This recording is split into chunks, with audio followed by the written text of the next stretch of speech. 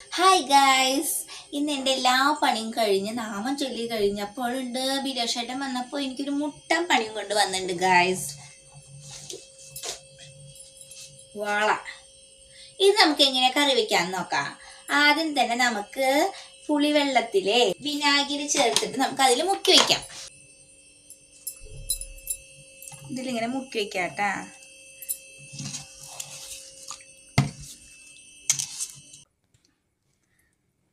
മൂന്ന് സ്പൂൺ മുളക് പൊടി ഇട്ടാ,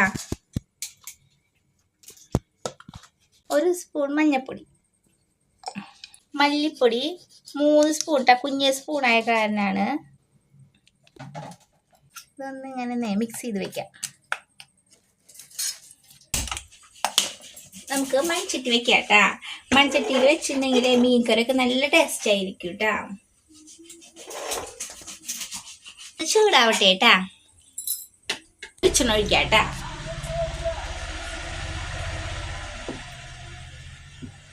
നമുക്ക് ഈ കറി വെക്കാനായിട്ട് ചുവന്നുള്ളി കുറച്ച് അരിഞ്ഞ് വെച്ചിട്ടുണ്ട്, പിന്നെ പച്ചമുളക്, വെളുത്തുള്ളി, ഇഞ്ചി കണ്ടാ.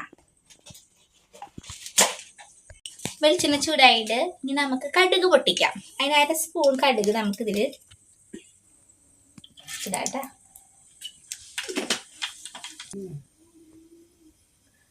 അര സ്പൂൺ ഉലുവാട്ടാ.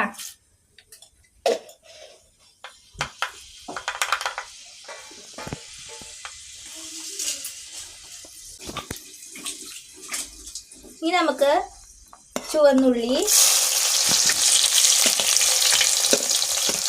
പച്ചമുളക്, ഇഞ്ചി, വെളുത്തുള്ളി, വേപ്പില നമുക്ക് വാട്ടാട്ടാ. നമുക്കിതൊരു സൈഡിലേക്ക് മാറ്റി വെക്കാം കേട്ടാ. എന്നിട്ട് നമുക്കിതിൽ തന്നെ നമ്മൾ നേരത്തെ എടുത്ത് വെച്ച മുളക് പൊടിയും ഇതൊക്കെ ആയിട്ട് എടുത്ത് വെച്ച മുളക് പൊടി, മഞ്ഞപ്പൊടിയൊക്കെ നമ്മൾ നേരത്തെ എടുത്ത് വെച്ചിട്ടുണ്ടായിരുന്നില്ല, അത് ഇതിക്കോട്ടെ എടുത്തിട്ട് നന്നായി വാട്ടിയെടുക്കാം. നമുക്ക് കുറച്ച് വെള്ളം ഇതിൽ ഒഴിക്കാം കേട്ടാ.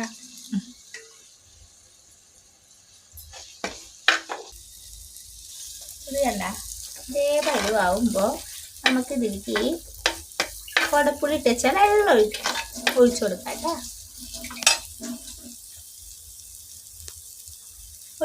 ആവശ്യത്തിനുള്ള ഉപ്പിട്ടാ. നമ്മൾ മീൻ കൂട്ടാൻ വയ്ക്കുമ്പോഴേ ഉപ്പും പുളി ഇത്തിരി മുമ്പിൽ നിൽക്കണം, അപ്പോഴാണ് മീൻ കൂട്ടാൻ നല്ല ടേസ്റ്റ് ഉണ്ടാവുള്ളൂ കേട്ടാ. ചെറുതായി തള വരുമ്പോഴേക്കും നമുക്ക് മീൻ ഇട്ടുകൊടുക്കാം കേട്ടാ.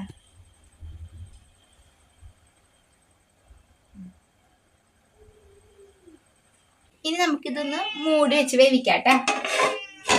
നമുക്കിത് തുറന്നു നോക്കാട്ടാ.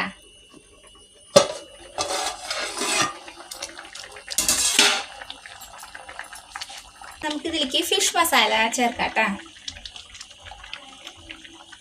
ഇനി നമുക്കിതിലേക്ക് വെളിച്ചെണ്ണ ഒഴിച്ചു കൊടുക്കാട്ടാ.